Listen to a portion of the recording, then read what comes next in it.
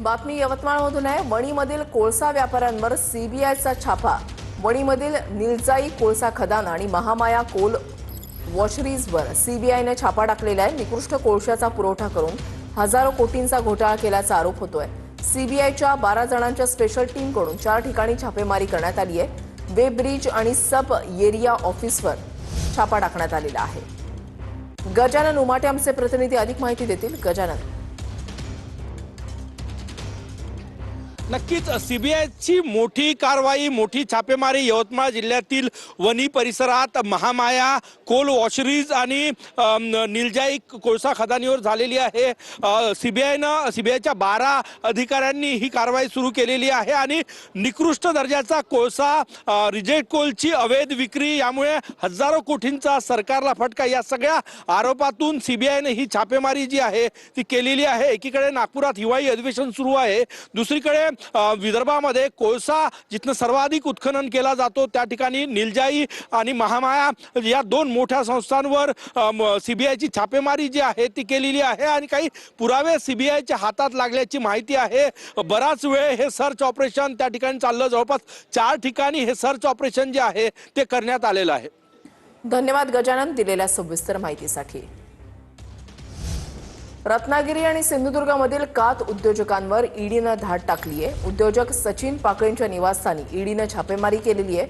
24 तासानंतर सुद्धा ईडीकडून चौकशी सुरू आहे। काल सकाळपासून ईडीच्या 2 टीम पाकळेंच्या कार्यालयामध्ये आहेत। संतोष देशमुख हत्या प्रकरणी आज बीड विशेष मकोका न्यायालयामध्ये सुनावणी होतीये। वाल्मिक कराडच्या संपत्ती जप्तीच्या अर्जावर आज निकालाची शक्यता आहे।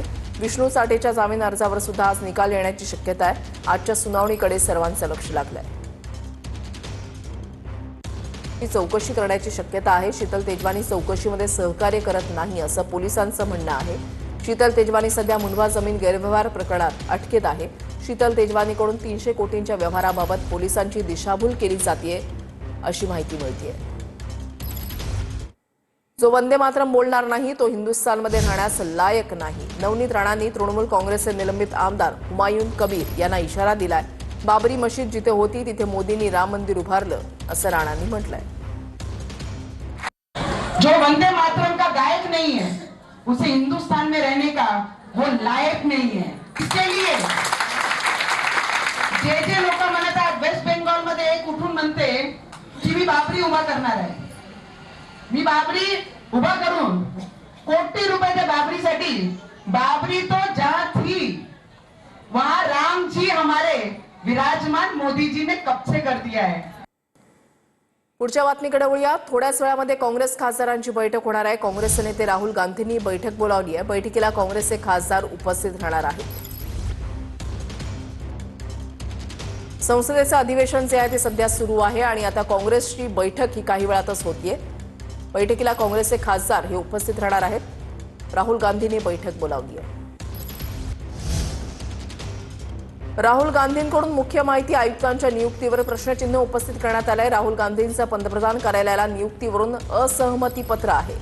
पंतप्रधान मोदी आणि राहुल गांधींची या नियुक्तीसंदर्भात 1.5 तास बैठक। राहुल गांधींनी निवडलेल्या नावांचे अधिक तपशील मागितले आणि प्रक्रियेवर नाराजी व्यक्त करण्यात आली आहे। काँग्रेसचे नेते पृथ्वीराज चव्हाण यांनी मराठी माणूस पंतप्रधान बनण्याबाबत भाष्य केलं होतं आणि यावर अमृता फडणवीसांनी बेस्ट ऑफ लक असं म्हटलेलं आहे। मराठी माणूस पंतप्रधान होणार असेल तर त्यांना शुभेच्छा असंही अमृता फडणवीस यांनी म्हटलेलं आहे। मला वाटतं बेस्ट ऑफ लक पृथ्वीराजजींना, त्यांना वाटत असेल ते होणार असतील पंतप्रधान तर तेवढंच मी त्यांना बेस्ट ऑफ लक देईन। 100% आय बिलीव्ह इन दिस। काम करणारा माणूस पुढे जावा आणि आपला मराठी माणूस सुद्धा काम करतोच, तर मराठी माणूसच काम करणारा पुढे जावा।